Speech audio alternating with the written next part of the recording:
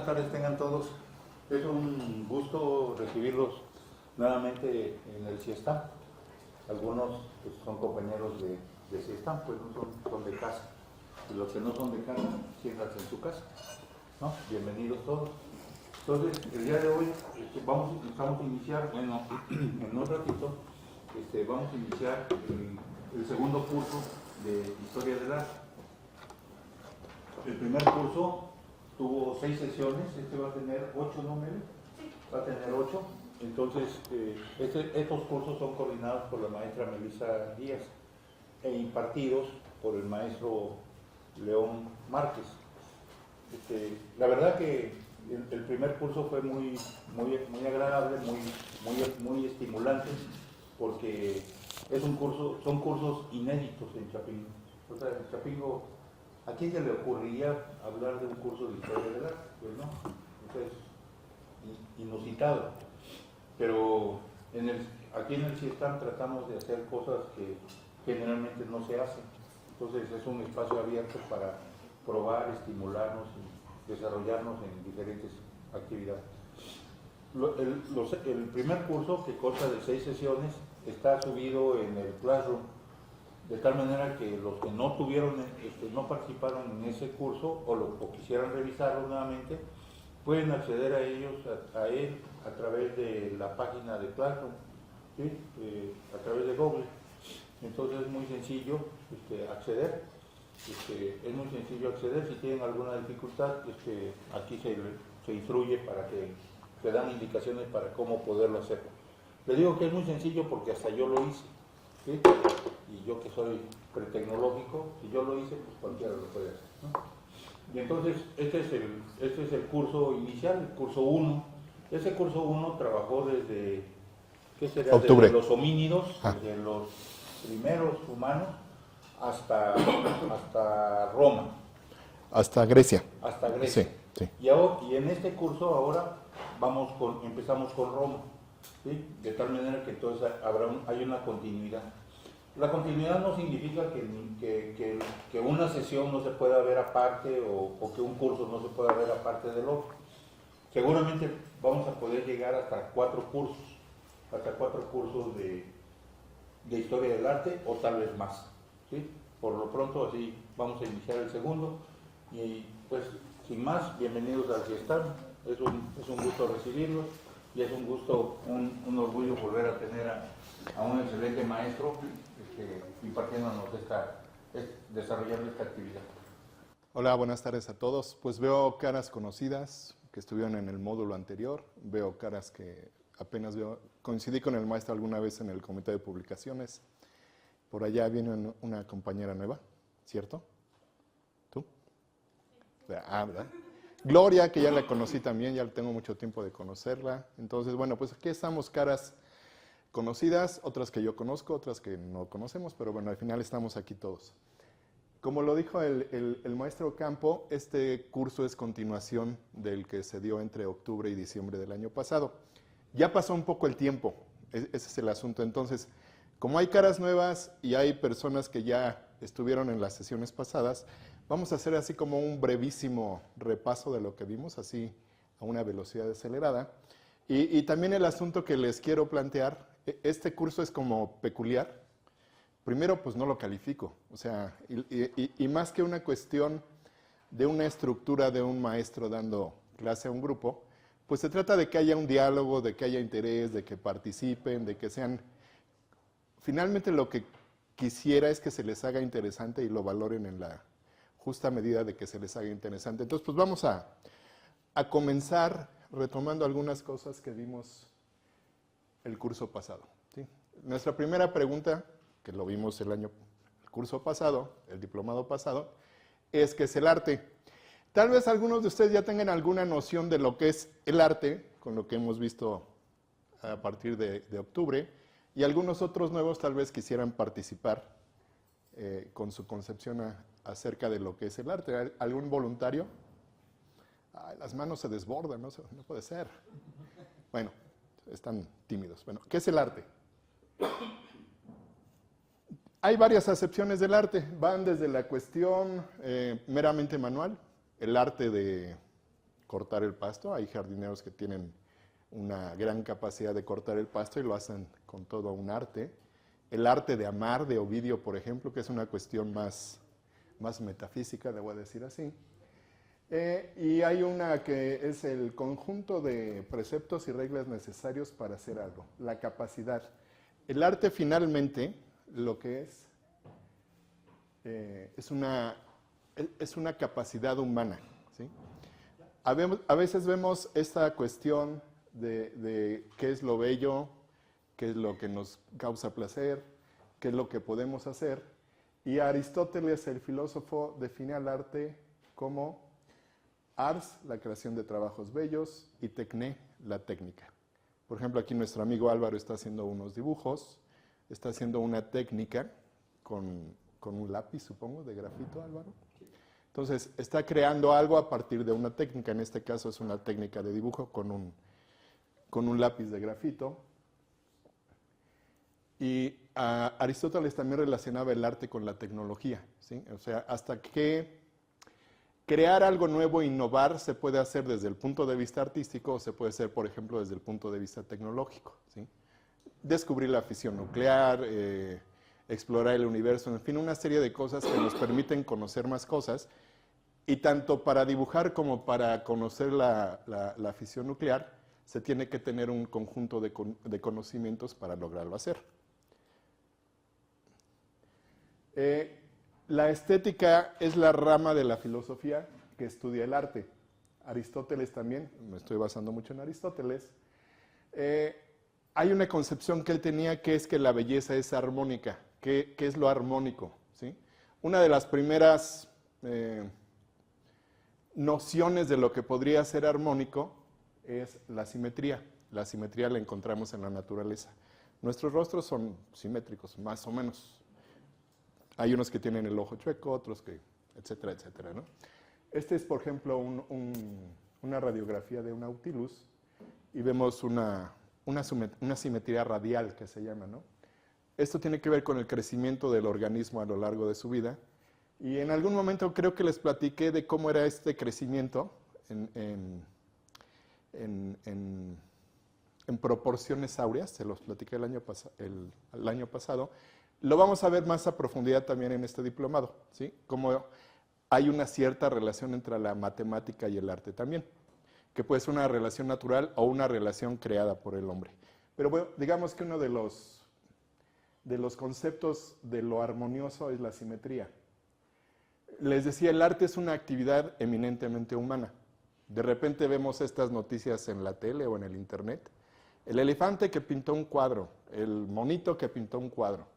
No quiero ser yo insensible ante los modos de vida que no son humanos, pero pues al no ser humano no son arte. Es el movimiento, es el gesto de un elefante, puede ser el entrenamiento de un humano que le da al elefante para que mueva la trompa en cierto sentido, etcétera. Pero no hay una relación entre el que está ejerciendo le voy a llamar manchado de un lienzo o lo que sea, con lo que él quiere reflejar. Es una cuestión como de entrenamiento, los entrenan para hacer eso. Entonces, cuando vean en las noticias que el mono o el elefante o el rinoceronte o lo que sea hizo arte, pues no es arte, es una cuestión meramente anecdótica. Entonces quedamos que el arte es una actividad humana.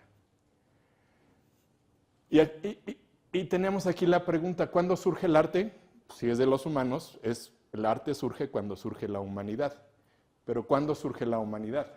Esa sería nuestra primera pregunta. ¿Tiene alguien alguna idea de cuándo surge la humanidad? Si no contestan, voy a empezar a señalar. ¿Alguien tiene idea de cuándo surge la humanidad? Manos arriba. Mariana. 2 millones de años. 2 millones de años. ¡Ah! Mira mis respuestas. ¿Alguna otra opinión? ¿Cuándo surge la humanidad? 50.000 años. Se quedó corto, maestro. Vamos a... No, fíjese que no se quedó corto. Aquí vamos a tener algunos ejemplos de cómo se fue dando este desarrollo de la humanidad. ¿Dijiste 2 millones de años, Mariana? Entre hace 3 y 1.4 millones de años surgen los primeros homínidos en África, ¿sí? Son homínidos porque son como antecesores, pero muy primitivos. Algunos de ellos se extinguieron, ya no hubo alguna, ya no siguieron evolucionando, pero otros fueron evolucionando y dieron pie a lo que en un futuro sería la civilización. Voy a regresar un poquito. Aquí estamos hablando, el Homo ergaster es como uno de los más recientes, de 1.7 a 1.4 millones de años. Estas herramientas tienen 1.5 millones de años, son más o menos contemporáneas del hombre ergaster. Si lo vemos, ¿qué es lo que habíamos dicho hace rato sobre el arte? Que busca la simetría, que la simetría es una parte armónica que da placer estético, ¿no? Y podemos ver que en estas herramientas hay simetría, sin embargo no fueron hechas por un Homo sapiens, fueron hechos por un antecesor. Yo aquí tengo como mis dudas o mis conceptualizaciones. Sí puede que sean hechas de una forma simétrica, pero no por buscar una cuestión armoniosa o estética, sino porque estaban buscando la mejor forma de que fuera eficiente la herramienta. Si yo necesito una herramienta que la parte de abajo la pueda agarrar bien y que la parte de arriba sea puntiaguda para que pueda hacer su labor, pues obviamente voy a hacer una forma simétrica, pero no es a partir de una cuestión armoniosa, es de una cuestión meramente funcional.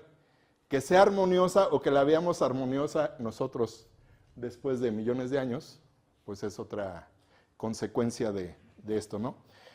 Tal vez tenían algún atisbo de lo estético, pero pues no lo podemos hacer, no lo podemos saber porque esa rama de los homínidos finalmente se extinguió, ¿ok?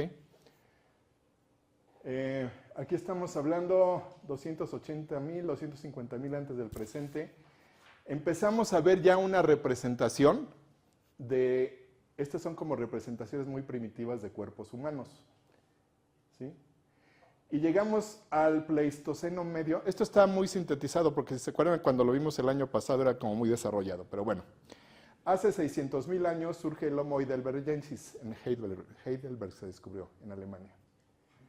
Y lo importante del Homo heidelbergensis de hace 600.000 años es que a partir de ahí se desarrollaron dos especies. Una es el Homo neanderthalis, hace 430.000, 40.000 años, y el Homo sapiens hace 300.000 años. ¿Cuántos años mencionó usted, maestro? 50.000. Estamos dentro de ese rango, ¿no? Si se fijan en las fechas, pese a que los neandertales, como generalmente se les conoce, surgieron antes, pues convivieron un largo tiempo, porque el Homo sapiens sigue presente, el Homo sapiens somos nosotros, ¿ok? Entonces, convivimos pues, mucho tiempo con los neandertales. Finalmente, el Homo neanderthalis, o los neanderthalis, tenían varias características que los pueden hacer, le voy a llamar así, humanos. Podían comunicarse, tenían un lenguaje.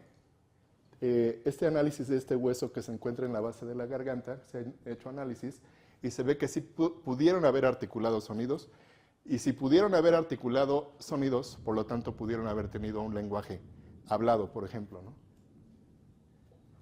Tenían un pensamiento simbólico, podían ver una forma natural y abstraerla en alguna representación, en alguna figura.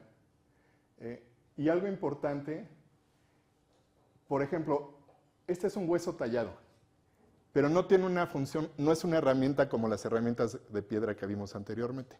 Es un hueso tallado con objetos decorativos simplemente para que se vea, le voy a decir, para que se vea bonito. Tenían una cuestión de estética también, ¿no? Estas son pinturas en cavernas de los neanderthalis. Esto que les manejé de que convivieron con el Homo sapiens y el Homo neanderthalis. Hubo un momento en que fue predominando el Homo sapiens, los hombres actuales, y finalmente, este es el Homo sapiens, y finalmente no es que se extinguieron, pero a la vez se mezclaron con el Homo sapiens. Hay poblaciones en Europa que se sabe a través de análisis genéticos que tienen un gran porcentaje de genes de neandertales, ¿sí?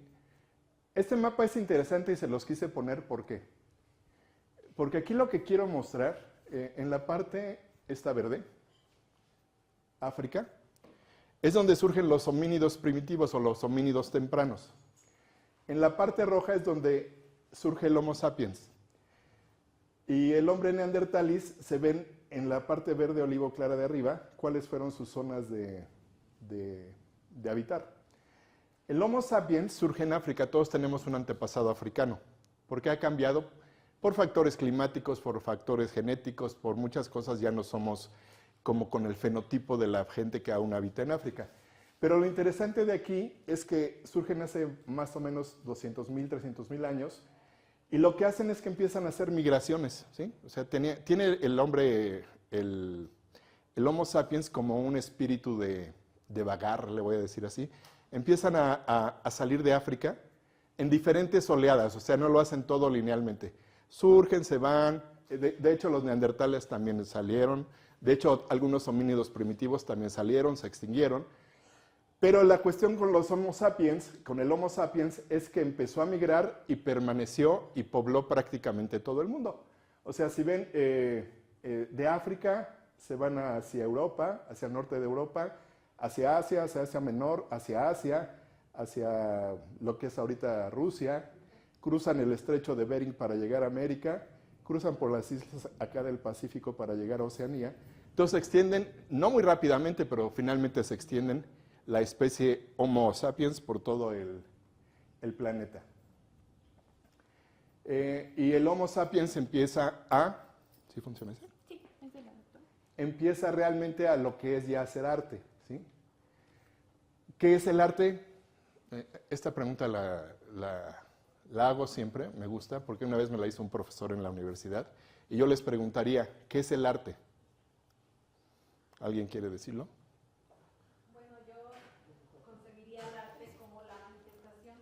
Gracias. A través de la creación. Manifestación de los sentidos a través de la creación. ¿Cuál es? Vamos a probar, acierto. ¿Alguien tiene alguna otra concepción de lo que es el arte?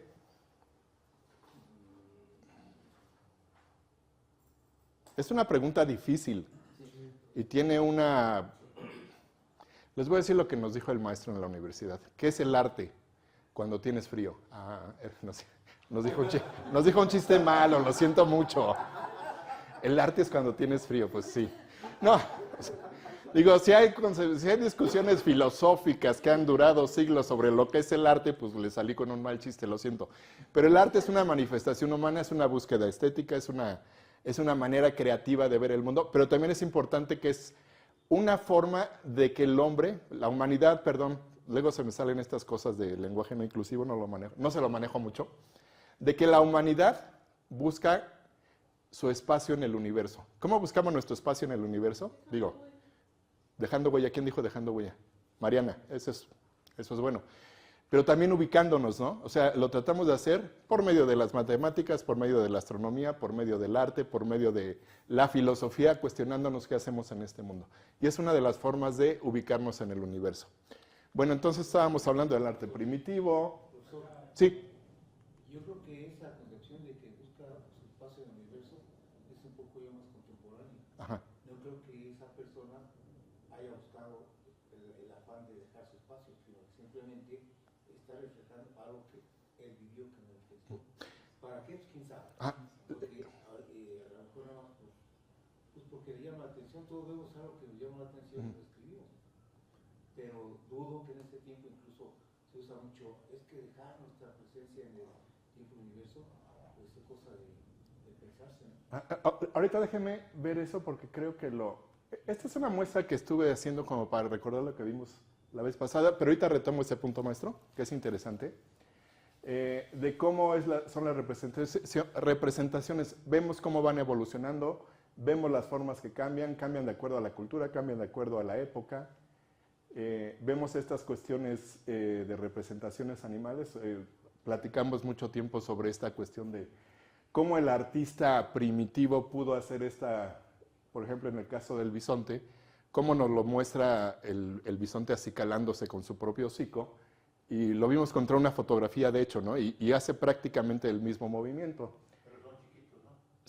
¿Quién dijo son chiquitos? Sí, son piezas muy pequeñas, de 3, 4 centímetros, ¿no?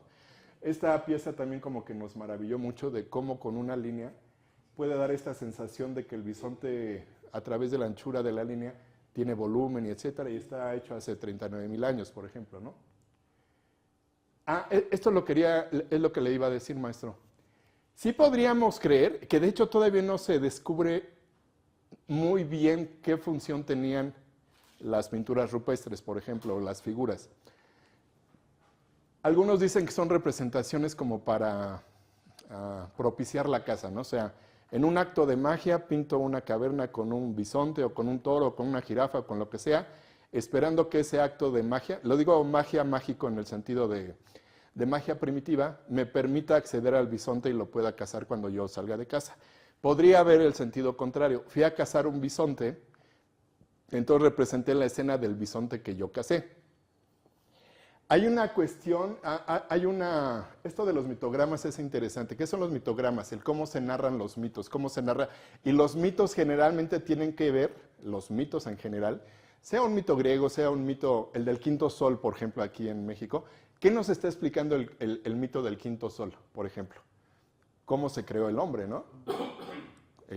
Los mitos griegos también nos explican a través de un cierto lenguaje y de ciertos personajes, por ejemplo, cómo se creó el mundo, o cómo se creó la humanidad, o cómo se creó, o cómo accedió la humanidad al conocimiento cuando Prometeo les dio el fuego. Porque no es únicamente que les diera el fuego para hacer su comida. El fuego es una metáfora de que les dio el conocimiento que tenían los dioses, y Prometeo se los dio a los humanos, y los dioses lo castigan por darle ese conocimiento a los humanos. Viene aquí en México el asunto también del tlacuache, me parece, que le da el fuego a los humanos, también en ese sentido el fuego del conocimiento, a la vez que el fuego físico, porque el hecho de hacer fuego te permite cocinar, te permite ya no tener frío, te permite establecer una casa-habitación, por ejemplo. Bueno, esos son mitos que explican el sentido de cómo el hombre fue accediendo, por ejemplo, al conocimiento. Y maestro, esto de los mitogramas, hay como unas teorías que hablan de un universo, más bien, hablan de representar al universo multidimensionalmente. Ya hay otras teorías que representan al universo linealmente. ¿Cómo es lo multidimensional? Hay ciertas opiniones respecto, por ejemplo, a las pinturas rupestres, que eran parte como de mitogramas. El mitograma es una narración de un mito, que eran mitogramas multidimensionales. Hacían una ceremonia, estaba la pintura, había algún tipo de narrador, había algún tipo de música, había algún tipo como de acto que explicaba esa pintura de una forma multidimensional, a través de la música, a través de la palabra, a través de la iluminación, etc. Y la forma lineal que tenemos de entender al mundo, por eso lo puse aquí también, es la escritura, porque la escritura es muy precisa, nos dice tal cual lo que pasó. Si alguien hubiera escrito, o si hubiera existido la escritura cuando estaban las pinturas rupestres, sería muy fácil que nos dijeran, hice este cuadro porque cazé un bisonte, ¿no? O al contrario, hice este cuadro pensando que me iba a ayudar a cazar un bisonte. ¿Sí ahí vemos más o menos la diferencia? ¿Cómo pintan los códices? Como los códices, por ejemplo. Creo que sería, yo siento como una mezcla de los dos, ¿no? Porque también Sí, pero estamos de acuerdo que los códices son representaciones pictográficas, por ejemplo. Tratan de explicar un momento. Y ese explicar un momento también nos lleva a tratar de explicar el mundo, el universo, etcétera, a partir de una cuestión, digamos, de lo particular a lo general, ¿no? Entonces, sí, no se sabe con precisión para qué fueron hechas, por ejemplo, las pinturas rupestres. Hay teorías al respecto. Pero bueno, yo creo que siempre es interesante conocer las diversas opiniones al respecto, ¿sí? Vi que levantaste la mano, Carlos, ¿no? Bueno, entonces, esta fue como una introducción que estábamos viendo. Y luego es interesante el cómo surge, por ejemplo, ¿por qué la agricultura implica un desarrollo de la civilización? Le voy a decir, bueno, empieza la agricultura, ya no eran recolectores los humanos, empiezan a tener productos agrícolas, empiezan a tener excedentes de productos agrícolas, empiezan a saber que una vez que cosecho, guardo un poco de semilla, la siembro al otro año y tengo otra cosecha, ¿no? Entonces, esa es la invención de la agricultura, más o menos por el año 8000 antes de Cristo, ahí en el Valle del Indio, en Asia. El hecho de tener agricultura, el hecho de roturar los campos, por ejemplo, nos da pie a que el hombre ya cambie el entorno natural, ¿sí? Ya no es completamente, esta es una vista de la ciudad de Ur, empezamos a ver que el paisaje ya cambia, ya no es un paisaje natural, es un paisaje intervenido por el hombre. El planeta va cambiando ante la intervención de los hombres. Esto es como un principio que se llama el principio de linealidad. La línea recta no es natural en la naturaleza está hecha de curvas, o de líneas irregulares, o de fractales, o etc. El hecho de meter líneas rectas hechas por el hombre, en este caso en un entorno urbano, nos cambia el paisaje. Estamos viendo que a partir de los surcos, por ejemplo, de roturar la tierra, empieza a haber esta suerte de cambios del paisaje, de cambios de cómo vemos nuestro entorno, cómo vemos, por tanto, nuestro universo. Esto finalmente nos llevaría, por ejemplo, la visión lineal del universo, posteriormente, muy posteriormente, a que Euclides descubriera geométricamente se llaman ¿cuáles son las leyes estas inamovibles? Se llaman axiomas, ¿no? Geométricos, por ejemplo, ¿no? Pero bueno, entonces empieza a ver también estos cambios. Y viene un cambio que a partir de los excedentes agrícolas, a partir de la linealidad, a partir de varios factores, había excedentes agrícolas. ¿Y cómo teníamos el control de cuánto había o cuánto no había en determinado año? Se tenía que llevar un registro. ¿Y ese registro cómo se llevaba? Con la escritura. Esta es una de las primeras escrituras. Es la escritura cuneiforme de Mesopotamia. Esto es como una introducción de cómo funciona la mente humana, ¿sí? Entonces, de ahí ya nos vamos a las primeras civilizaciones, ¿sí? Asiria, Mesopotamia, este es un zigurat en la ciudad de Ur. Los zigurats son como colinas hechas con ladrillo. Yo quisiera creer que ahí hay como sí la cuestión de construir, pero también está como la cuestión de querer representar, por ejemplo, el paisaje con una montaña hecha por manos humanas, ¿no? Estamos representando, o el hombre, o la humanidad en ese momento estaba representando la naturaleza. Este es un zigurat en Mesopotamia.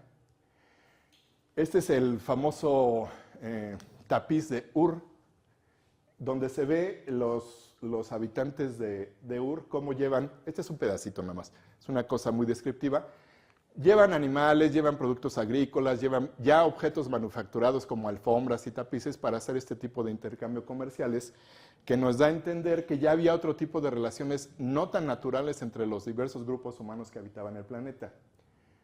Esto es Egipto, vimos el módulo pasado lo de Egipto.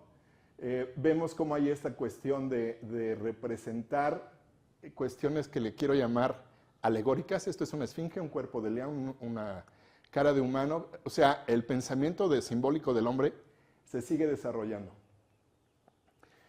Vemos cómo se va refinando el arte en ese desarrollo. Lo que veíamos va cambiando. Los artistas empiezan a poder representar de otras formas la realidad que ven. Este es el famoso busto de... todos saben Nefertiti, sí. Nefertiti fue la esposa del faraón Amenhotep. Y yo les había platicado que en este busto está la firma del que lo hizo, ¿no? Que en realidad era como un artesano que se dedicaba a hacer bustos de personas. Entonces, estamos viendo el rostro de una persona que vivió hace por lo menos 3000 años. Es un retrato de una persona que vivió y que podemos ver su rostro. Y podríamos decir, claro, lo estamos viendo porque era una persona de la realeza, entonces era en ese momento como leer la sección de sociales o ver la revista Hola y veo a Nefertiti, ¿no? Pero aquí viene algo que me gusta mucho, también habíamos visto esta escultura. Este cuate no es de la realeza, es Kuiper, era un escribano y un funcionario de gobierno. O sea, era un burócrata que tuvo como sus ahorros para que alguien le hiciera su retrato. Está también la parte de su esposa. Pero este es un ciudadano común de Egipto de hace 3000 años y podemos saber cómo era y cuál era su nombre. Creo que eso es como muy interesante en torno a lo que el arte nos puede decir, ¿sí? Y bueno, entonces, eso fue algo de lo que vimos o lo que estábamos viendo el módulo pasado. Y ustedes me dirán, Egipto, Mesopotamia, Grecia, Creta, etcétera.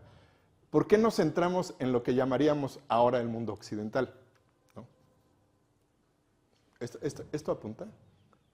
¿Cómo se hace? Ah, sí. Bueno, aquí está Egipto, por ejemplo, ¿no? Estábamos hablando de Mesopotamia hace rato. Vimos los hititas también, Asia Menor. Vimos Grecia, vimos algo de Cartago. Se supone que vamos a ver algunas cosas de cómo surge Roma. Pero creo que esto tiene que ver con algunas cuestiones geográficas, le voy a llamar así. ¿Por qué? Lo que conocemos como el mundo occidental surge primero en esta zona, luego se va desarrollando en Egipto, pero realmente si lo vemos así como con una cuestión geográfica de buena fe, todas estas culturas occidentales pues realmente están cercanas, ¿no? O por lo menos comparten la costa del mar Mediterráneo, todas, ¿no? Entonces, creo que por eso es este asunto de que todo el mundo occidental y por tanto el arte occidental surge en torno al Mediterráneo, ¿sí? Y en torno al agua. En torno al agua, cierto. Por ejemplo, entre las culturas que vimos también en ese momento está la cultura de Creta. Este es las ruinas del palacio de Knossos en Creta. Esa es una vista aérea del palacio de Knossos, pero también el palacio de Knossos en algún momento se volvió como una cuestión simbólica. El palacio de Knossos era el laberinto para quienes habitaban en la isla de Creta en ese momento.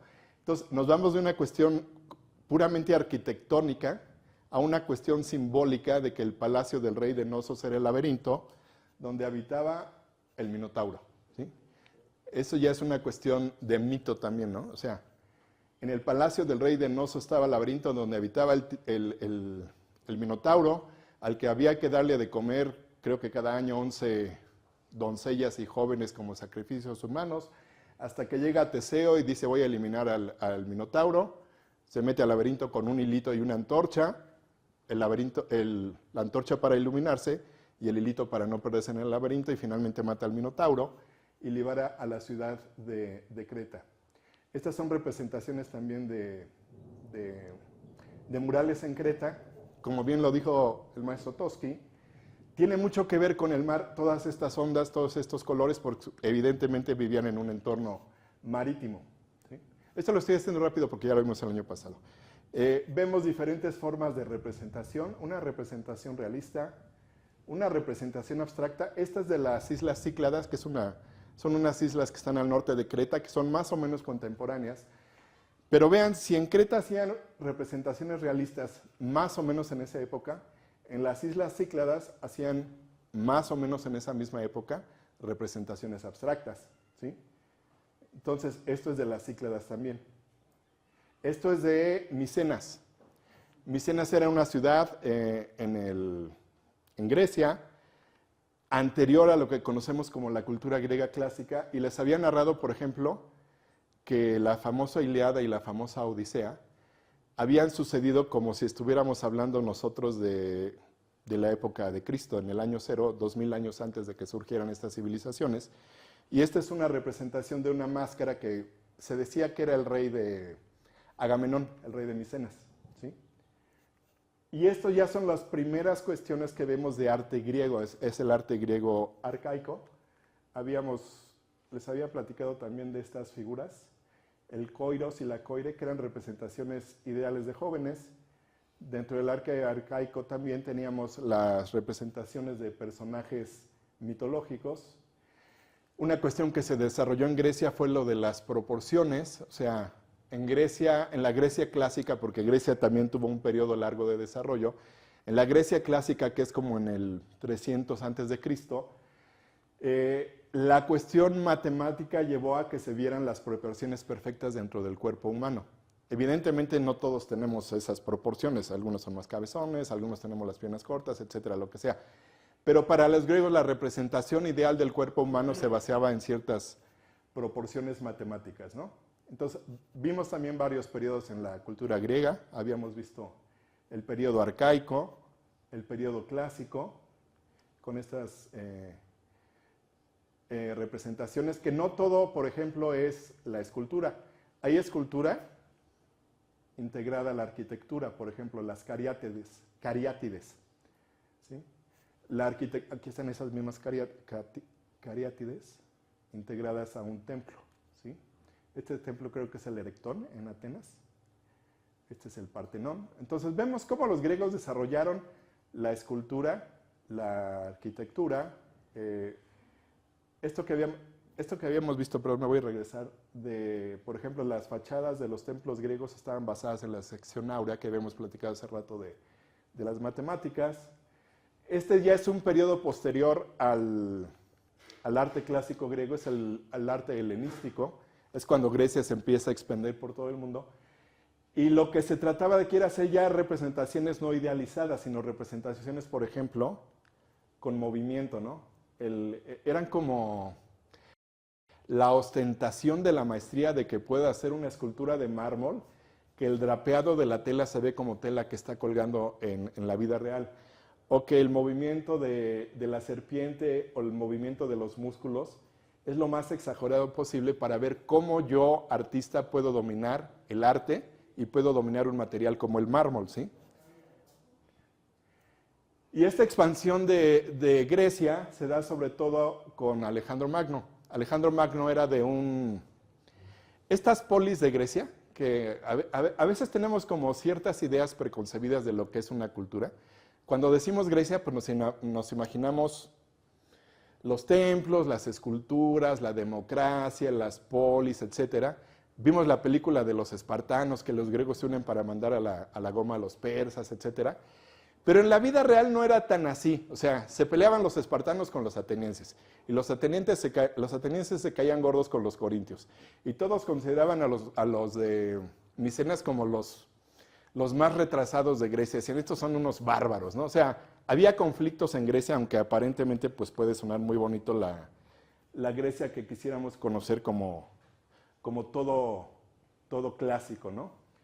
Este es el imperio de Alejandro Magno, Alejandro el Grande. Él sale desde Macedonia, ya prácticamente dominaba toda Grecia y se va por Asia Menor, cruza Mesopotamia, baja Siria, Persia y prácticamente llega hasta la India, ¿sí? Su único problema es que cuando iba de regreso pues, se murió, por ahí quedó, ¿no? Entonces sucede algo muy chistoso, porque se murió por aquí, por esta zona, y sus generales dijeron, pues ahora qué hacemos, y anduvieron como un rato dando la vuelta y hacían guerras contra las tribus de por allá, y etcétera, etcétera. Y finalmente Alejandro, cuando estaba todavía vivo, le dio, por ejemplo, el Egipto se lo dio a uno de sus generales, que era la dinastía Ptolomeo, la dinastía de Ptolomeo. Una de las más destacadas descendientes, mucho tiempo después de la dinastía de los Ptolomeos, era Cleopatra. Entonces estamos viendo que Cleopatra en realidad no era egipcia, era griega, ¿sí?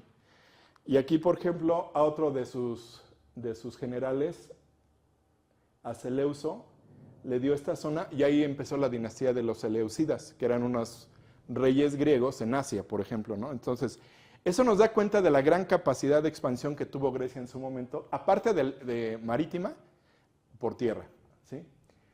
Y en la cuestión marítima, Grecia, que está aquí, este es el mar Egeo, Grecia, en algún momento, por cuestiones, digamos, económicas, tuvo que empezar a expandirse porque son islas prácticamente toda esta zona, ¿no?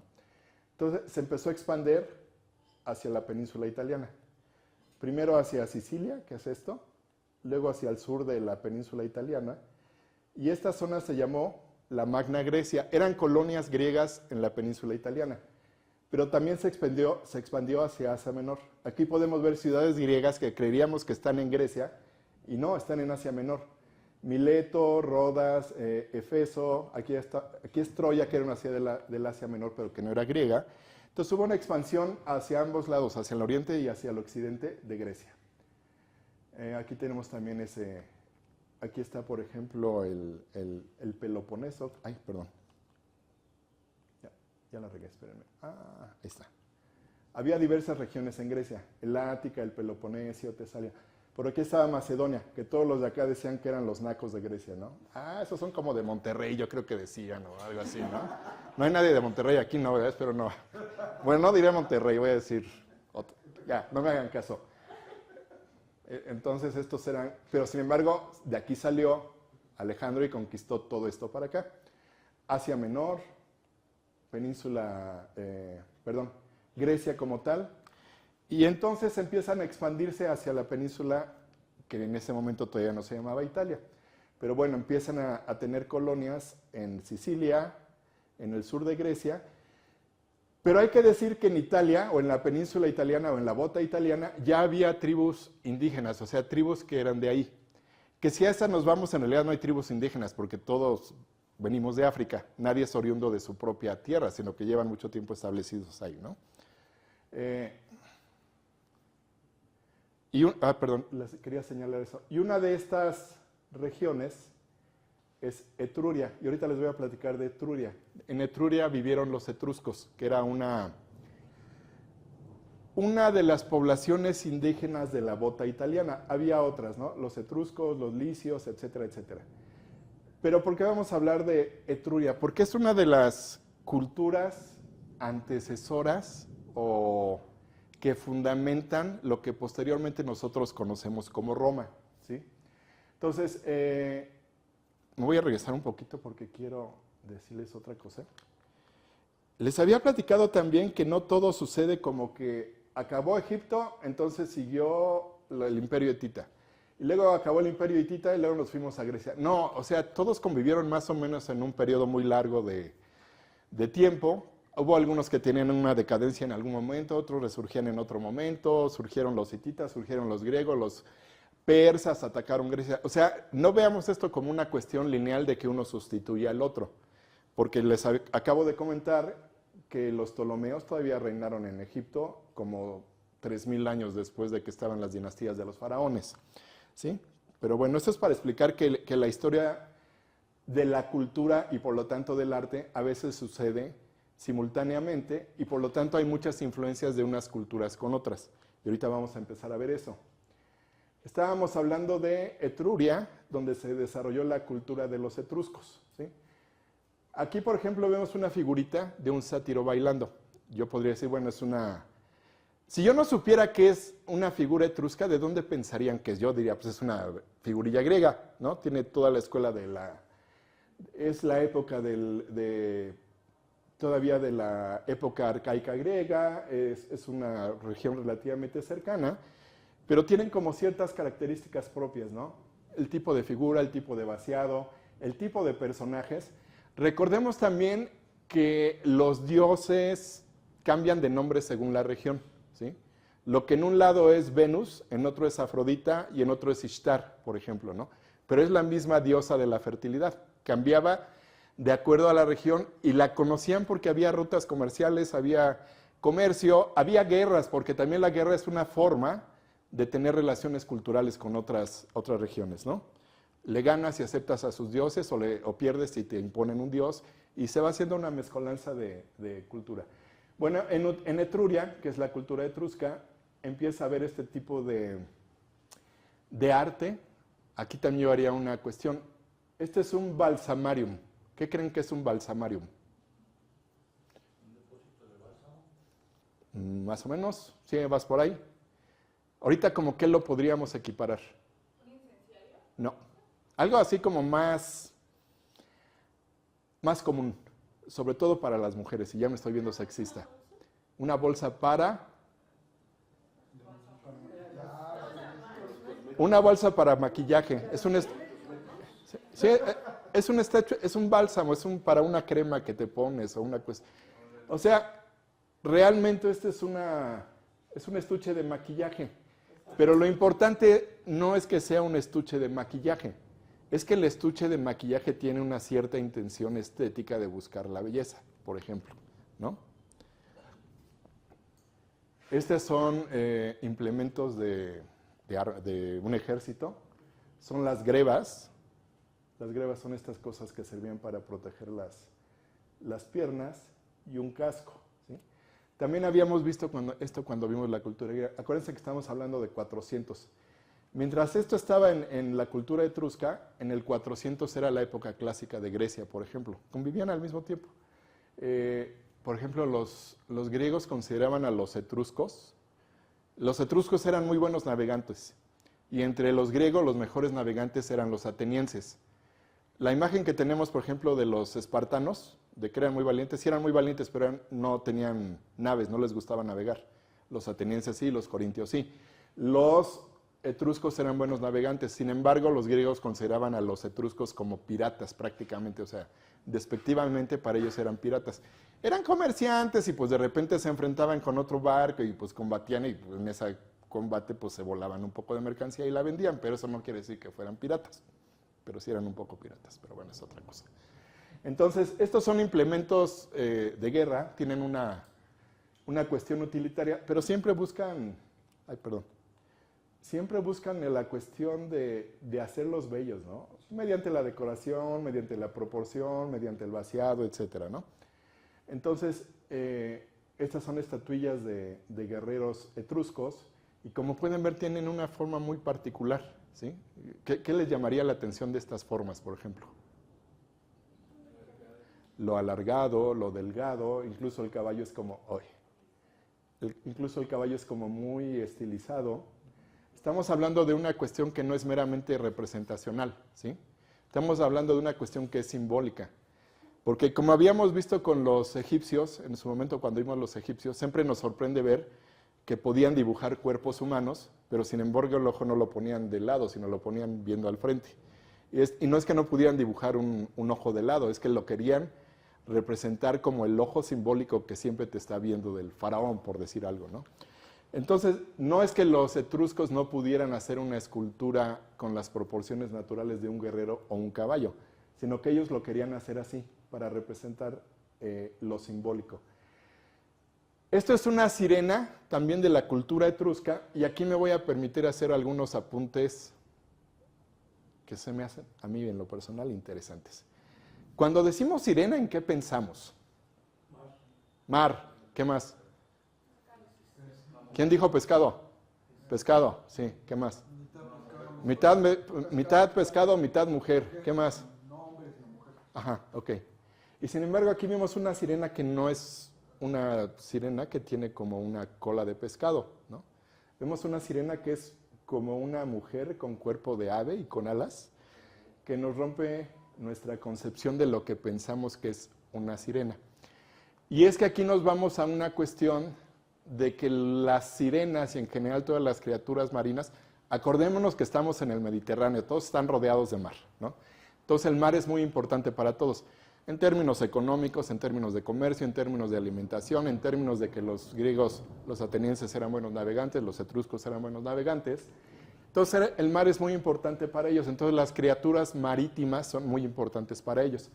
Aquí tenemos otras sirenas, pero dicen, ¿por qué las sirenas tienen cuerpo de ave? Hay una cuestión aquí. ¿Se han escuchado de la Odisea? De repente va de regreso Odiseo a Ítaca, después de la guerra de Troya, y tienen que pasar por una zona donde hay sirenas. Las sirenas cantan, y cuando cantan hechizan a los humanos y hacen que el barco naufrague, los distraen, ¿no? Entonces lo que hace Odiseo es el que está aquí, era el rey de Ítaca, se tapa los oídos con cera, todos los remeros se tapan los oídos con cera para no escuchar a las sirenas. Odiseo no se los tapa, pero lo amarran y él los va dirigiendo, pero a la vez no puede intervenir en la conducción del barco porque está amarrado. Estamos de acuerdo que Odiseo era conocido por su ingenio y por su inventiva. Entonces logran cruzar ese paso a pesar del canto de las sirenas. De hecho, el canto de las sirenas sigue siendo como una frase que se usa mucho en la actualidad, ¿no? No escuches el canto de las sirenas y no te dejes llevar por la situación, ¿no? Que las sirenas te llevaban a que naufragaras. Pero seguimos viendo que las sirenas son estas criaturas aladas, que si bien eran como mitad ave y mitad mujer, estaban en el entorno marino, en las rocas del océano, ¿no? De las costas del océano. Y Aquí hay otra representación de esa escena, Odiseo aquí amarrado, las sirenas cantando, los remeros no escuchan lo que dicen las sirenas y siguen remando tal como son las indicaciones. De hecho, les estoy presentando estoy ilustrando este tema con diversas épocas del arte, ¿no? Y sin embargo, lo que nosotros creemos como sirena es mitad mujer, mitad pescado, ¿sí? Mitad pez más bien. De hecho, Rigo Tobar también tiene la canción de la sirenita. Entonces, esta es la imagen clásica que tenemos de las sirenas, ¿no? Una criatura mitológica. De hecho, esta es la sirena del cuento de Hans Christian Andersen. Y esta es la de Hans Christian Andersen, pero de Disney. Y en realidad el cuento de Hans Christian Andersen, si lo han leído, es como bien cruel y bien sangriento, y la sirenita sufre, y es un rollo muy horrible, que evidentemente pues Walt Disney lo suavizó y todos son felices ahí. Pero esto tiene una cuestión de traducción, ¿sí? Esta es una sirena de 2 colas, que es la sirena del logo de Starbucks, ¿no? Si yo me fuera a las teorías conspiracionistas, seguramente hay por ahí una teoría de que es una cuestión demoníaca o algo así, ¿no? Pero la cuestión... Pues no sé, no lo sé. Pero al final estamos de acuerdo que las sirenas eran importantes porque en esas culturas vivían prácticamente en medio del mar. Y hay aquí una cuestión de traducción. Por ejemplo, las sirenas son todas las criaturas marinas. Hay sirenas, hay tritones, hay náyades. Las náyades son como ninfas de agua dulce. Y hay una serie de animales, de criaturas marinas. Y aquí lo que nos pierde un poco es la traducción. En inglés, por ejemplo, hay sirenas, que son las mujeres con alas, y hay mermaids, que quiere decir doncellas de mar, que son las sirenas con colita de pescado. Entonces son cuestiones de cómo el lenguaje se adapta a describir lo que nos dicen en griego, cómo lo podemos describir en español, y nos quedamos en sirena. Entonces, para nosotros, teóricamente una sirena puede ser la doncella con cola de pescado o las criaturas aladas que querían que los navegantes naufragaran, ¿sí? Bueno, esta fue una digresión. Y regresamos con los etruscos, ¿sí? Aquí tenemos una estatuilla de Escila. Escila era un monstruo marino. No sé si han escuchado de Escila y Caribdis. Y Caribdis, eso. Hasta hay una canción de Sting que trata sobre eso, pero bueno.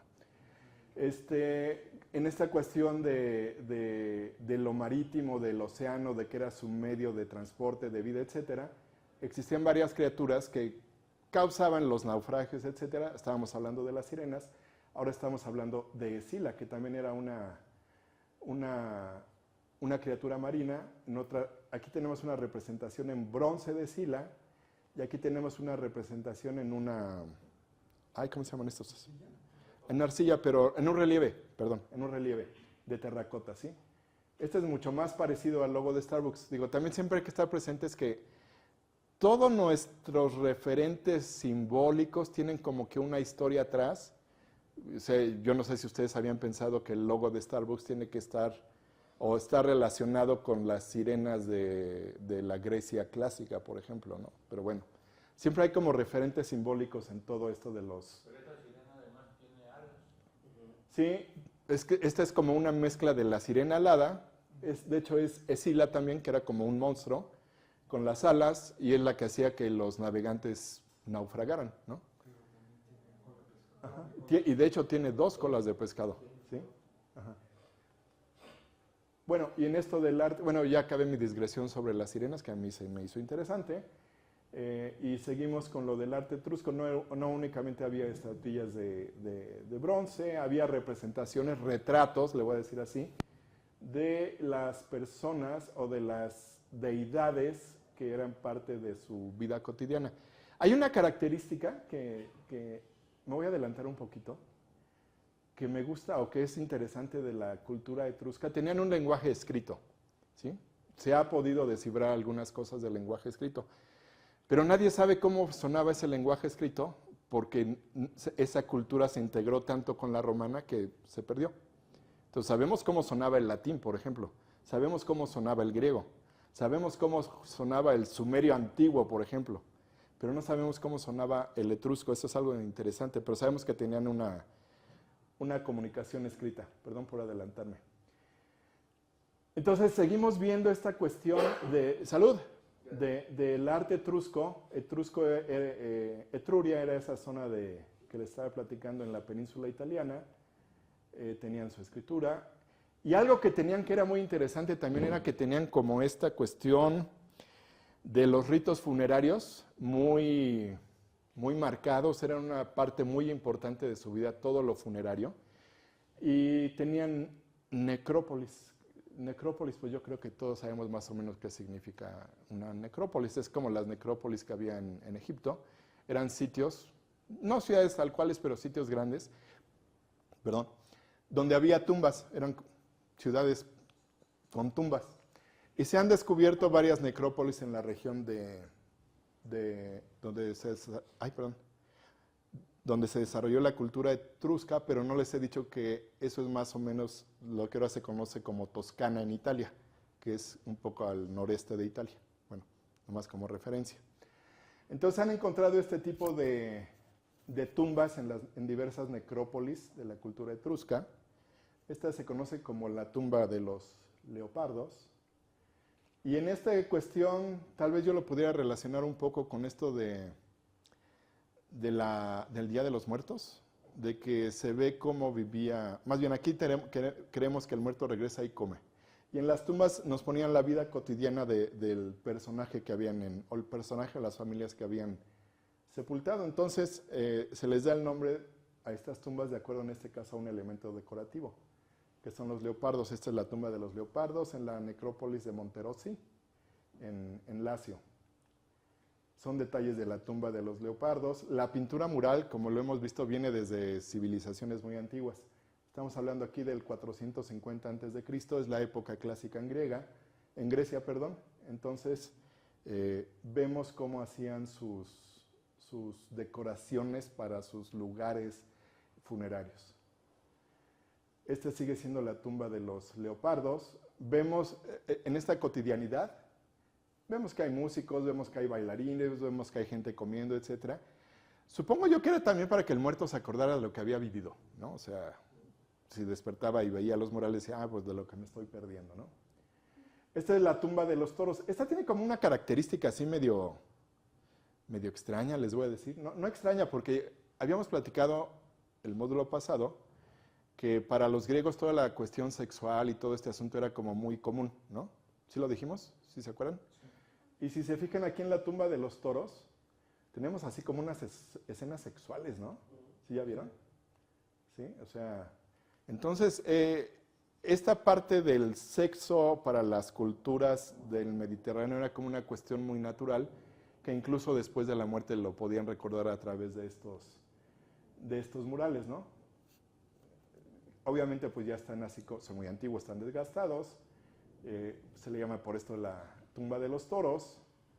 Y esta cuestión de lo natural y de lo natural que era el sexo. Y también recordemos que en esas culturas el homosexualismo no era algo como mal visto tampoco, ¿no? Pero bueno, esto nos da como idea de lo cotidiano que para los etruscos era el tener todos los espacios funerarios. ¿Sí? Aquí seguimos con la tumba de los toros. Se supone que este personaje de aquí es Aquiles, que le está preparando una emboscada a otro personaje que no me recuerdo el nombre, pero bueno. Esta es la tumba de las danzantes, es otra tumba en la necrópolis de Corzo, Cotuño. Aquí tenemos una cuestión completamente diferente, ¿no? No hay escenas de la vida cotidiana, vemos como un grupo de mujeres, como un coro, como una cosa así, y yo creo que lo que me gusta mucho de este mural, de esta tumba, es la composición y los colores de los murales, ¿no? Ahí no se representa el difunto. No está representado el muerto. No, de hecho en los otros tampoco. Están representados como escenas de su vida cotidiana, le voy a decir así. El muerto está ahí. Sí, el muerto está ahí enterrado. Supongo yo que si viene de la muerte y despierta, pues como para integrarse, ¿no? Esta es otra parte de ese mural. Y lo que les decía, la composición, los colores, y digo, si tiene... Sí, exactamente. Si tiene 2600 años, es como prácticamente una Una pintura muy moderna en ese sentido que dice Carlos del ritmo, de los colores, de la composición, etcétera, ¿no? Entonces, eso yo creo que es lo maravilloso del arte. La tumba de los augures. Los augures, ¿qué les podría decir? ¿Qué son los augures? Cuando dicen, tengo un mal augurio. Los pronósticos. De hecho, son como los adivinos. Pero a diferencia de los adivinos, los augures era como un adivino profesional. O sea, tenía como licencia del Estado para poder hacer augurios, ¿no? Bajo ciertos sistemas de adivinación. Eran como personajes oficiales. Aquí están, ¿no? Ajá, pero esos eran más en un entorno religioso. Estos eran como sacerdotes oficiales, le voy a decir así. Eran más burócratas. Más burócratas, sí, algo así, sí. Entonces, esa es la tumba de los augures, están aquí como que concentrándose. No, es la tumba de alguien y está el decorado con los augures. No, son como motivos decorativos, ese es el asunto. Se supone que estas plantas son como las plantas que comían para poder entrar como en trance y poder hacer sus pronósticos, ¿no? Esto también es de las tumbas de los augures. Se le llama así porque hay unos personajes, el leopardo, el toro, el augur, las mujeres, pero no es que sean el motivo central, se les ha llamado así porque es un personaje que pues, llama la atención a la primera, en este caso a los augures, así pensando, ¿no? Por ejemplo. Pero hay escenas de competiciones deportivas, etcétera, ¿no? Y en esta cuestión también de las cuestiones funerarias, hay urnas funerarias etruscas que serán para guardar las cenizas de los muertos, ¿no? Entonces, yo no sé si a ustedes estas caras les recuerden, por ejemplo, el arte arcaico griego, los koiros y las koires, ¿no? O sea, con esto quiero decir que había mucha influencia entre todas las culturas que habitaban en el Mediterráneo en sus diversos momentos. Okay, este es otro ángulo de este mismo sarcófago de los esposos. Este es otro sarcófago. A ver, estamos hablando aquí de 530 a 510 a.C. y este es otro sarcófago 300 años después, más o menos, ¿no? Vemos cómo cambia la representación de los rostros, por ejemplo, al rostro de acá. ¿Cuál es la diferencia? Creo que la diferencia principal es que esta es una mujer, que es un personaje, que es un retrato. De hecho, sabemos su nombre. Es de la familia Seanti, Hanunia Tlesnasa Seanti. Era evidentemente una dama rica de esa civilización. Le hicieron su sarcófago para guardar las cenizas cuando se murió. Pero lo interesante es que, como en el caso de Nefertiti y del escriba Paekor, tenemos su retrato y tenemos su nombre y sabemos que ahí están sus cenizas. Eso es como maravilloso, el saber que una persona que vivió hace 2300 años, tenemos su retrato y sus cenizas, ¿no? Entonces, sigamos con lo etrusco. Ahí hay un detalle de la señora que evidentemente lleva el peinado etrusco, la joyería etrusca, el brazalete con una serpiente, etcétera, que hemos visto también que la serpiente es como una cuestión muy común en este tipo de culturas. La serpiente y lo marítimo son como muy comunes. Y otra vez regresamos al Mediterráneo y les voy a decir por qué. Estuvimos hablando de los etruscos. Los etruscos estaban por aquí. De hecho aquí están. Los griegos andaban por acá. Habíamos hablado también de los... ¿Cómo se llaman? Los fenicios. ¿Se acuerdan que hablamos de los fenicios? Los fenicios estaban por acá. Los fenicios fundaron Cartago, que estaba por acá. Y en este mapa vemos las colonias griegas que están, digamos que al norte del Mediterráneo, toda esta zona. La Magna Grecia, que era aquí, que era el sur de Italia. Y vemos las colonias fenicias, que estaban en la parte norte de África, es decir, al sur del Mediterráneo, ¿sí? Entonces, ¿qué tenían en común los fenicios, los griegos, sobre todo los atenienses, y los etruscos, que eran excelentes navegantes todos ellos, ¿sí? O sea, era como su especialidad. Los griegos para la guerra, los fenicios para el comercio. Los fenicios inventaron el alfabeto, y los etruscos pues para el comercio también, y un poco decían los griegos que para piratear, pero bueno. Entonces aquí tenemos muestras de esta cuestión de lo marítimo, de los navegantes. Aquí tenemos un relieve con navegantes etruscos. Aquí tenemos, esta es una decoración de una tumba que se llama la tumba del barco, que es un barco etrusco en una tumba en la necrópolis de Tarquinia. Esos son barcos etruscos. Estos son barcos griegos, son los famosos, los trirremes. Sí se entiende por qué son trirremes. Son trirremes porque tienen 3 filas de remos. O sea, eso les permitía tener más velocidad y más maniobrabilidad. Entonces eran muy buenos los griegos para la guerra, por esos barcos trirremes. Y lo interesante es que este es un barco trirreme de la actualidad. O sea, lo hicieron basados en un modelo antiguo, y este está navegando actualmente en Grecia, ¿no? O sea, se ven las 3 hileras de remos. Aquí están los remeros. Y es un barco con todas las características de un barco de hace 2500 años, que sigue, digo, lo hacen como un homenaje a su cultura, supongo yo. Hacen un barco y lo está navegando, pues, ¿no? Eso es como muy interesante. Y este es un barco fenicio, que eran los comerciantes. Entonces tenemos como les dije, los fenicios inventaron el alfabeto, que seguimos utilizando más o menos con ciertas variaciones hasta la fecha. Los egipcios no tenían vocales, pero nosotros sí. Luego los griegos le agregaron las vocales y tenemos el alfabeto que utilizamos actualmente. Otro barco fenicio.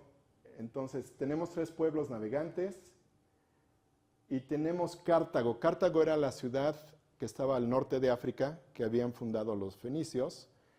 Y si lo pueden ver, era como la fundaron, fueron específicamente a hacer una ciudad, la pensaron como un puerto. Y esto de pensarlo como un puerto, podemos ver que tenía un diseño especial para hacer un puerto. Entraban los barcos, descargaban, salían, ¿no? O sea, era una ciudad planeada para ser un puerto marítimo comercial. Aquí tenemos una representación de Cartago también. Tenemos la parte esta donde entran, dejan su carga, porque eran comerciantes. Si me preguntan quiénes son los fenicios venían de Tiro, y Tiro es donde ahora está Líbano, y todos sabemos que los libaneses siguen siendo excelentes comerciantes, ¿cierto? Digo, el centro de la Ciudad de México había muchos libaneses que se dedicaban a hacer comercio. De ahí viene la famosa película del Baisano Jalil, no sé si la hayan visto alguna vez. Era un comerciante interpretado por Joaquín Pardavé, que era un comerciante libanés. Sus vicisitudes de lenguaje y todo aquí en México, ¿no? Bueno, entonces los libaneses se distinguen por ser buenos comerciantes porque vienen de los fenicios, ¿no? Pero entonces tenemos este antecedente de los navegantes, y tenemos este antecedente de la Magna Grecia, y tenemos este antecedente de los etrurios, y este era como se veía la península romana hacia el 700 a.C. Por acá abajo estaba Grecia en su época un poco arcaica. Pero entonces, ¿de dónde surge Roma? Ese es todo este rollo que lo estoy echando. Vamos a empezar a hablar de Roma. Y digo, vamos a empezar a hablar de Roma porque Roma tiene una duración larguísima entre que fue reino, república y luego imperio. O sea, es muy larga su historia. Entonces, en esta clase estamos dando como el contexto de dónde surge Roma. Esta es la península itálica. Roma eventualmente va a estar aquí, en Licio. Y Roma surge por Eneas. ¿Alguien ha escuchado de Eneas? El Eneida, bien. A ver, si puedes platicarnos algo de la Eneida. Ajá. Ajá.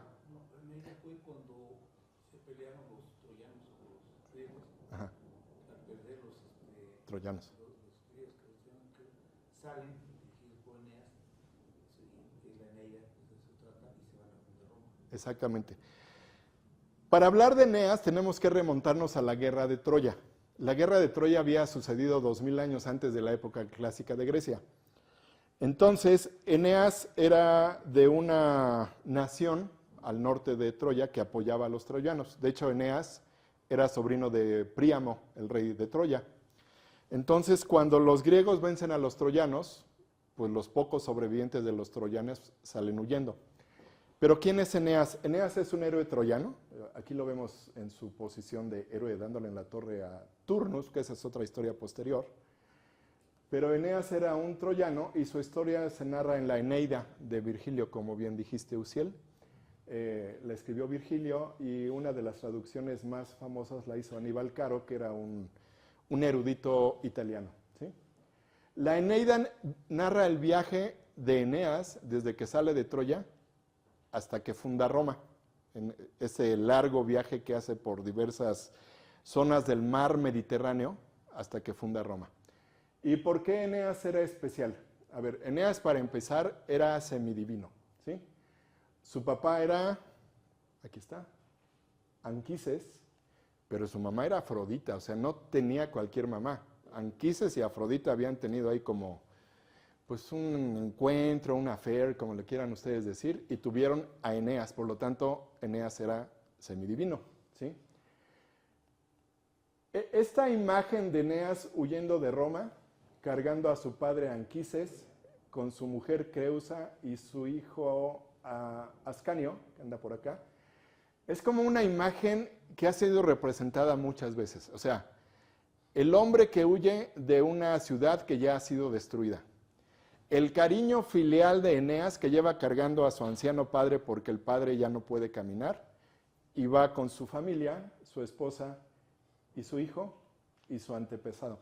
Si esto lo vemos en un contexto romano, tiene que ver mucho con los valores romanos. Uno de los mayores valores romanos era la familia, ¿sí? Lo familiar. La esposa, los hijos.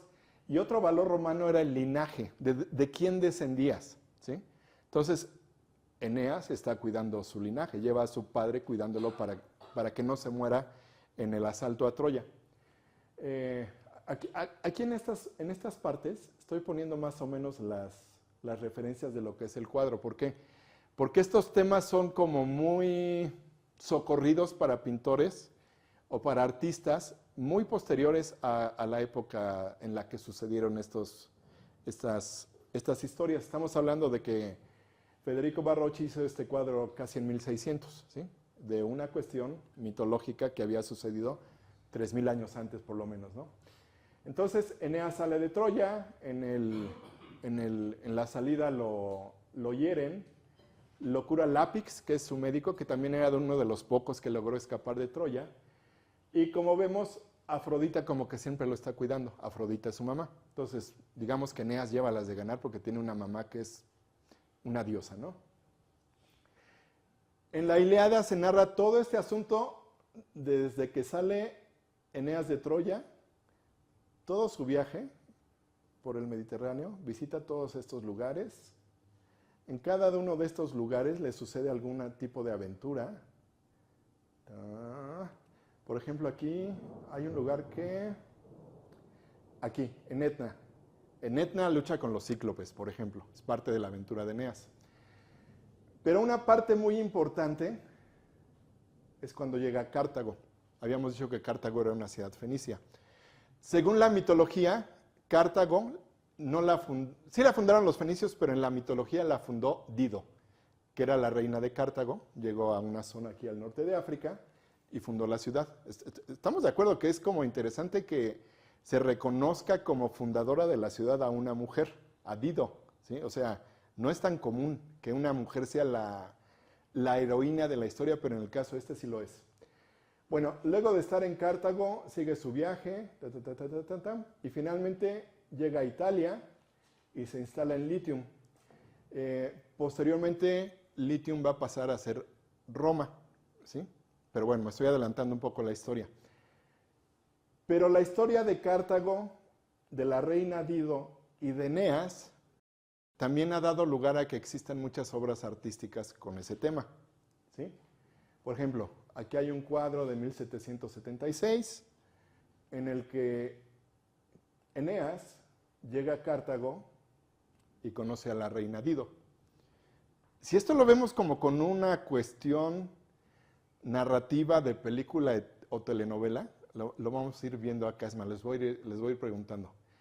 ¿Qué podrían creer que pasó cuando Eneas conoce a Dido? Ah, sí, él tiene bien puesto el espíritu telenovelero. ¿Eh? No, porque, su esposa se había muerto cuando salieron de Troya. Eso se me olvidó decirles. O sea, en este momento Eneas era soltero. Llega a Cartago, está la reina Dido. La reina Dido sí era casada. Y resulta que le empieza a platicar de sus aventuras en Troya y empieza a tener como una relación afectiva con la reina Dido. Y estas situaciones se ven reflejadas en diferentes periodos de la pintura. La otra era de 1776, este es de 1815, porque son temas como que le interesa a todo el mundo, ¿no? O sea, la guerra de Troya, el romance de Dido y Eneas, la tragedia de Esquilo, lo que sea, son temas imperecederos que siempre van a interesar, porque son temas que todos los humanos podemos tener en algún momento. Bueno, se conocen y en un paseo en el campo, pues se hacen amantes Dido y Eneas. O sea, aquí están en el campo, te ayudo a bajar del caballo, que pues sentimos la cercanía. En ese momento sucede una tormenta, eso es cierto, ¿eh?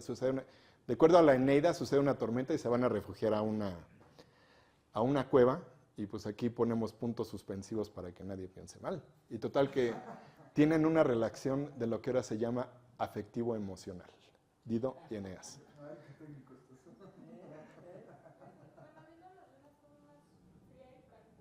Ajá. ¿Era importante esa mujer por el simplemente hecho de dar un heredero? ¿Que se fijó en ella simplemente para que tuviera un poder? Pero acuérdate que Eneas lleva a su hijo Ascanio. Si bien se había muerto la mamá, llevaba con su hijo. Y a Eneas, Afrodita, su mamá, le había dicho que tenía que ir a fundar una ciudad a la península italiana. O sea, esto lo agarró como de paso.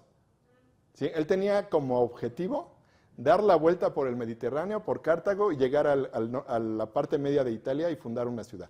¿Esa es mitología o leyenda? Eso es mitología, pero las mitologías siempre tienen que ver con algún suceso histórico que se representa por medio de un mito, ¿sí? Bueno, entonces se enamora de Dido, pero es una buena observación la que haces, pero no tenía como objetivo tener un hijo con Dido. Dido estaba casada con uno de Cartago. O sea, ahí viene el famoso triángulo, ¿no?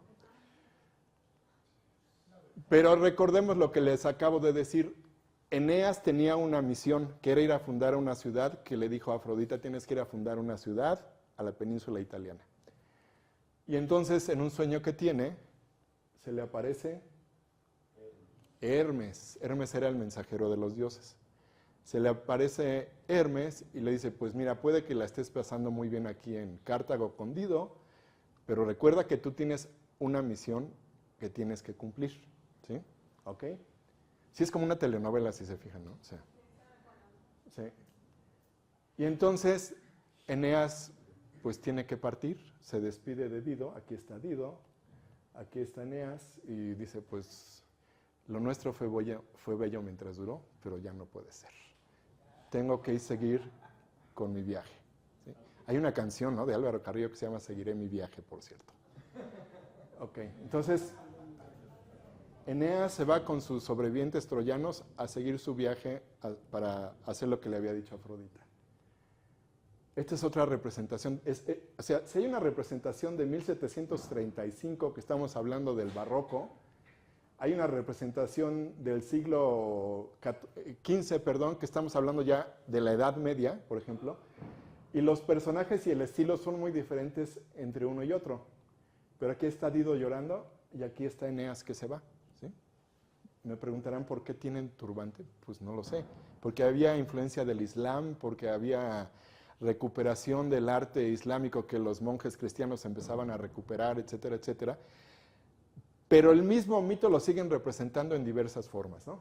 Entonces, se va Eneas y resulta que cuando se va, Dido quiere que él lo vea a lo lejos cuando ella se muere, para que sea como la última visión que tengo. Cuando tú estés lejos me vas a ver cómo muero, y se suicida clavándose una espada. ¿Sí? Aquí hay otras representaciones de la muerte de Dido.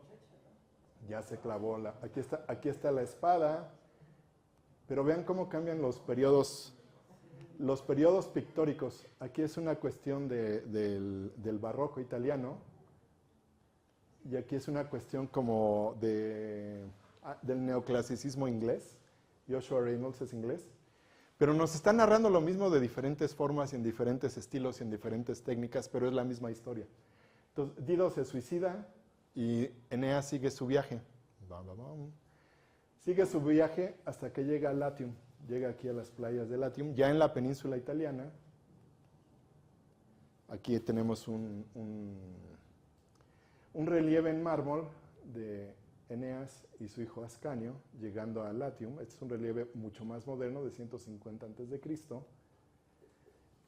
Y Latium es una zona en la que ahora está presente, es una zona muy cercana a donde se fundó Roma.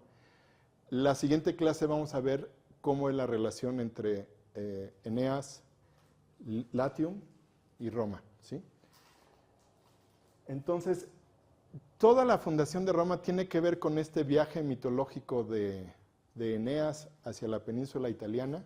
Como bien apuntó el maestro, ese viaje mitológico tiene que ver con varias cosas. ¿Por qué?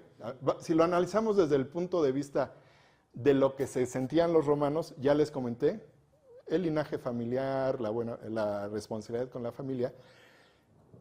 Pero aquí lo que estamos viendo con el viaje de Eneas son varias cosas.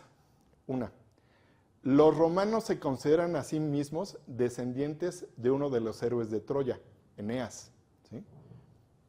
Los romanos se consideran al mismo tiempo que tienen relación con los cartagineses porque Eneas tuvo una relación con Dido, ¿sí? O sea, para ellos mismos los romanos estaban como predestinados a dominar el mundo, porque tenían toda esta cuestión de que descendían de héroes y de dioses y etcétera. Que evidentemente la cuestión de la guerra de Troya, por ejemplo, lo habíamos mencionado en el módulo pasado, sí sucedió, lo vemos desde el punto de vista mitológico de los héroes y los dioses que apoyan a uno u otro bando, pero en realidad fue una guerra que tuvo que ver con causas comerciales, como el comercio Asia Menor, que dominaba Troya porque estaba situado en un sitio estratégico. Eso se adereza con esta cuestión mitológica, y los mitos siempre traen algo de verdad. Pero los romanos, según ellos, venían de Eneas, de Dido, de toda esta cuestión de seres héroes, seres mágicos. Digo, Eneas era hijo de Afrodita, no era cualquier cosa tampoco, ¿no? Entonces los romanos, para ellos mismos, pues nosotros somos descendientes de héroes y de dioses y de todo. Entonces, Eneas es el arquetipo del fundador de una ciudad que proviene de orígenes distinguidos, tan distinguidos que tiene que ver con los dioses del Olimpo, por ejemplo, ¿no? Y eso se ve reflejado hasta el día de hoy, ¿no? O sea, porque me preguntarán qué tiene que ver Eneas con un partido de fútbol. Este lo puse porque es algo... Ay, perdón. Los rojos son el Roma. Los azules son el Lacio. Lacio es el nombre actual de Latium, a donde llegó Eneas cuando llegó a Italia. Y no fue tan fácil como que, ay, somos cuates, vénganse a hacer una ciudad. No, hubo problemas, hubo guerra, hubo todo. Y eso se sigue reflejando hasta el momento, ¿no? O sea, uno de los clásicos del fútbol italiano es el Roma contra el Lazio, y el Roma contra el Lazio es Eneas contra Turnus, así. O sea, uno era Eneas y Turnus era el rey de Latium, ¿sí? Que no se creía mucho como que, sí, vente a fundar Roma, ¿no?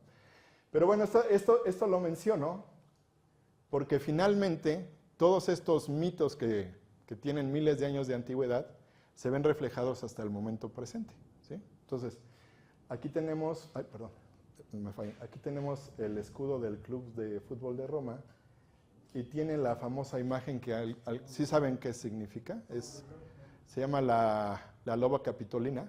Se supone que es la que amamantó a Rómulo y Remo, que fueron los fundadores de Roma. Pero a la vez la loba capitolina no es como un símbolo eminentemente romano o de origen romano. La loba capitolina es una escultura etrusca, ¿sí? O sea, vean toda esta mezcla que tenemos en estas culturas. El símbolo de Roma en realidad es una escultura, dice de probable origen etrusco, pero lo más seguro, por el tipo de vaciado y por el tipo de modelado, que sea una escultura etrusca. Rómulo y Remo son mucho más recientes, son de la época del Renacimiento, ¿sí? Entonces, esto lo quiero dejar aquí porque todo esto que les conté es como el preámbulo de cuando se va a fundar Roma. Sí, es un rollo y me tardé y lo que quieran, pero tenemos que tener el contexto. Y en este contexto vimos como varios estilos artísticos modernos, me refiero a 1700, por ejemplo. Y esta historia tan trágica de Dido y Eneas se ve reflejada en una ópera de Henry Purcell que se llama Dido y Eneas, precisamente. Y en este video que les quiero dejar ya como final, es un video que hizo Annie Lennox. ¿Se han escuchado de Annie Lennox, no? Supongo, ¿no? Es una cantante de rock bastante famosa. Y es el lamento de Dido. Dido se lamenta porque sabe que se va a suicidar y dice que no quiere causar problemas con su muerte, pero que es su destino morir porque se fue Eneas y etcétera. Y se llama Cuando yo yazca en la tierra, o sea, cuando yo esté enterrada, ¿no? Ay, ¿no se escucha? Ah, yo pensé que sí. Pero no hay sonido ambiental, ¿no? Ah, ok. Bueno, sí alcanzan a escuchar un poquito, ¿no? Ahí ella canta como Dido, y Dido se está lamentando de que va a morir porque se fue su amado.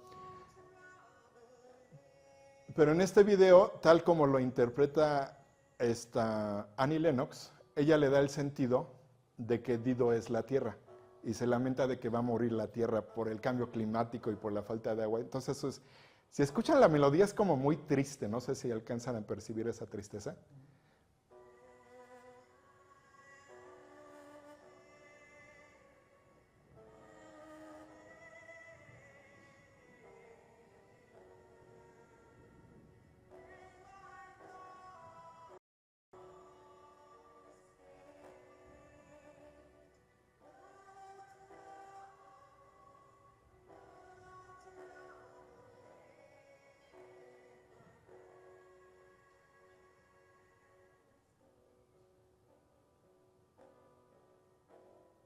Bueno, si quieren escucharla mejor les pongo el enlace en el grupo.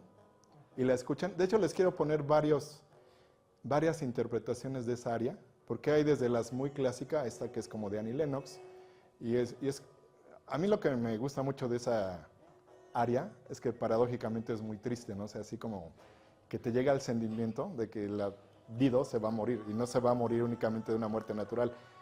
Ella sabe que se va a suicidar y está lamentándose de que se va a suicidar. O sea, es así como muy paradójico. Bueno, pero en fin, esto es como un pequeño contexto desde lo que vimos del módulo pasado hasta cómo vamos a empezar a ver lo de Roma, ¿sí? Porque como le digo, Roma es una cuestión muy larga. Como siempre vemos partecitas que yo creo que son interesantes a mi juicio, pero termina la sesión de hoy y quisiera, si tienen comentarios, si tienen alguna pregunta, si tienen algún cuestionamiento, sería muy bien recibido. Recuerden que esta no es una clase así de que yo les pregunto y ustedes saben, es como una charla entre amigos. Ajá. Eso toca la próxima, sí. Sí. ¿Alguien más? Tú siempre quieres preguntar. Tú siempre preguntas. Ahora no, hoy no, ok. Ok. Mariana, Jimena, Meli, Yowali. Pucha. Yo pensé que había sido muy interesante y resulta que nadie le interesa. No, ¿saben qué? Se suspende esto porque nadie pregunta. Carlos. Sí, me llama mucho la atención todo este película, todo este viajezote que se echa Eneas. Ajá. Me recuerda el libro de Joseph Campbell,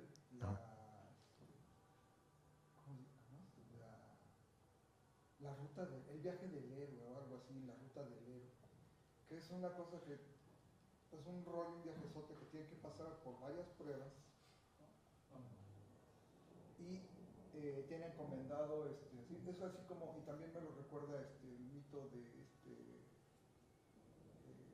Teseo, ¿no? Va al laberinto, se lleva el libro de Ariana, la antorcha, mata al Minotauro. Y regresa. Y ese es el viaje del héroe también. Va a cumplir una misión y regresa. Y ya cuando regresa fortalecido y es otra cosa.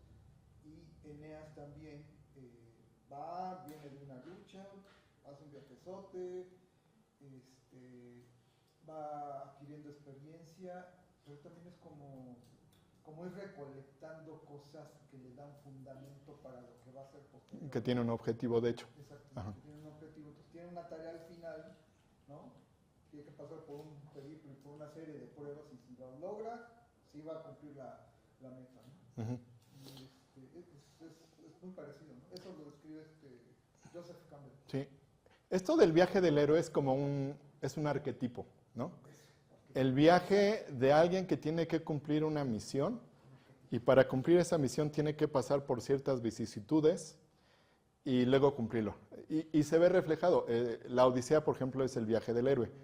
Odiseo termina la guerra de Troya, tiene que regresar a Ítaca, pero en ese viaje le pasan una serie de sucesos. Va con la hechicera Circe, se enfrenta a Polifemo, se come a sus compañeros, Penélope tiene que andarse quitando a los pretendientes, etc. Pero finalmente cumple su objetivo de llegar a Ítaca y estar con su esposa. Otro viaje de héroes, por ejemplo, ¿qué te podría decir? Les voy a poner uno bien sencillo. ¿Quién ha visto la película Los Guerreros? Tú la viste. Es un grupo de chavos que tienen que llegar a su territorio del barrio porque hay una guerra de pandillas. Y en ese viaje les pasan muchas peripecias que tienen que resolver para regresar a su barrio, creo que era el Bronx, porque todos los quieren dar en la torre. Ese es un viaje de héroe también. O sea, es una historia arquetípica con diferentes personajes que tienen esa ruta de salir, llegar, pero resolver en el camino un chorro de cosas, ¿no? Ese es un viaje de héroe, es como una historia arquetípica. Y dentro de esa historia hay muchas historias del viaje de héroe. ¿También? En Roma cuando o sea, yo me imagino que la siguiente sesión vamos a ver a Roma, bueno, el arte romano, porque el arte romano ya es mucho más complejo. Uh-huh. Bueno, incorpora más cosas de lo que hemos visto hasta ahorita, que es la arquitectura, la escultura, pero ahora va a aparecer la música, la pintura, la literatura. La literatura, bueno, se va a desplegar, pues, ¿no? ¿Por qué aparece la literatura? Porque ya veíamos nosotros que aparece el lenguaje escrito, ¿no? O sea, en ese tránsito ya tenemos el lenguaje escrito y eso le va a dar una orientación diferente a toda la manifestación, bueno, las manifestaciones artísticas alrededor de la poesía, la literatura, etc. Pero es muchísimo más elaborado el arte romano. De hecho, Roma es una ciudad de arte. Uh-huh. Para donde quiera que voltea uno, así está, es puro arte, ¿no? Sí. Edificios, calles, casas, así. Es como estar en el centro de la Ciudad de México, que es igual, es parecido. Uh-huh. Pero a diferencia de otras ciudades, Roma fue creada de manera forzada, trayendo ¿cómo se llama? A prisioneros. O sea, nadie se quería ir a Roma, a fundar Roma. Entonces, te libero prisionero, pero así, rateros, asesinos, etcétera, pero te vas a Roma. Uh-huh. Y en Roma vas a construir la ciudad, vas a hacer la ciudad, vas a desarrollarla y vas a tener tu libertad. Uh-huh. Y eso va a ser importante para la formación de los ejércitos romanos. Claro. Maestro. Maestro, muy interesante su breve enriquecedora la historia. Nada, me surge una duda. Ajá. Casi todos los últimos héroes de la historia, incluso a partir de Aquiles, tienen un antecesor divino. Uh-huh. ¿Cuándo desde los hititas, todas esas cosas, empieza a aparecer ese mito, esa idea de que los héroes son actos divinos? Pues nos podríamos ir a Egipto, por ejemplo, ¿no? Digo, el faraón era hijo del sol, ¿no? Entonces, esta cuestión de los personajes heroicos como descendientes de dioses o de semidioses, pues es una cuestión que se ha visto siempre en las culturas, ¿no? O sea, estamos hablando de Egipto, el de Babilonia, se me fue el nombre, no, es otro. Es también como un héroe, que de hecho es como un Superman, Gilgamesh, me parece que es Gilgamesh, ¿sí? Alejandro, ¿no? Ajá. Alejandro Magno también, en algún momento Alejandro él mismo como persona, si bien sabía que su padre era Filipo, él se nombró como hijo de Zeus, me parece, ¿no? O sea, siempre hay esta cuestión de que un héroe, como usted bien lo dice, tiene que descender de un personaje divino, ¿no? Aquiles era hijo de Tetis, la diosa del océano, y de Peleo. Eneas es hijo de Afrodita, con un mortal, ¿sí? Entonces, esto quiere decir que tienen como un cierto poder, pero que se pueden morir también. Finalmente Aquiles se muere, tenía un punto débil, que era el talón de Aquiles, ¿no? Entonces, Príamo, el papá de Héctor de Troya, su hermano estaba casado, bueno, había tenido un hijo con otra diosa. O sea, siempre hay esta mezcla de lo divino con lo humano, que en algunos personajes es más notorio, como en Eneas y en Aquiles, por ejemplo, ¿no? Sí. Carlos, ibas a decir algo. Sí, me llama la atención ahorita lo que acaba de decir Jorge, de que esta cuestión de que no había quien se quería ir a Roma y que los obligaron. Me recuerda mucho la fundación de Estados Unidos. Uh-huh. Estados Unidos, esto se puede ver, por ejemplo, en una novelita de Daniel Defoe, Las aventuras amorosas de Moll Flanders. Uh-huh. Incluso hay dos películas. Moll Flanders es una chica huérfana, no encuentra trabajo, etcétera. Desafortunadamente cae en la prostitución, la pescan porque estaba prohibido, obviamente, en Inglaterra. Y la van a ejecutar y le dicen, a ver, pides clemencia, ok, te damos clemencia. Tienes de dos, mueres aquí o te vas a la nueva tierra de Estados Unidos, forzada a trabajar, y obtienes tu libertad. Y las 13 primeras colonias de Estados Unidos son fundadas por igual. Pasa exactamente, o bueno, no exactamente, pero muy parecido a la fundación de Roma. Se llevan a esclavos y rateros, prostitutas, violadores, asesinos, etcétera, etcétera. Y eso es lo que funda Estados Unidos, las primeras 13 colonias. Y los llevan ahí a lodazales, que bueno, hoy California es una maravilla, pero antes eran lodazales, pantanos, sí. Y ahí se mueren, los comen los lagartos, en fin, cosas horribles. La pasan muy mal, pero y los que sobreviven son los que, sí. Y bueno, es un imperio también. Es como Australia, era una colonia penal, por ejemplo, ¿no? Ahí mandaban a lo peor de la sociedad inglesa también. Lo que la excrescencia social la mandaban para allá. Eso es lo que funda las 13 colonias norteamericanas, y fundan un imperio, igual Roma. Sí. Y lo interesante es, pueden surgir ciudades a partir de ciertos núcleos ya establecidos. Una aldea, lo que sea, que va creciendo con el paso del tiempo. Pero también hay ciudades que dicen, aquí vamos a fundar una ciudad. Digo, México Tenochtitlán, aquí vamos a fundar México Tenochtitlán, por ejemplo, ¿no? Roma, Cartago, voy a ir allá y voy a fundar una ciudad en Cartago con tales fines, porque es un paso, es una parte importante para hacer la ruta comercial, y la fundan, ¿no? Entonces, pero bueno, entonces espero que les haya gustado esta primera introducción. Los espero el próximo viernes, creo que ya no vamos a tener problemas técnicos. Ah, hasta el otro. ¿Qué el otro qué es? ¿Qué pasa? ¿1 de mayo? No. Día de la madre, ¿no? El 10 de mayo.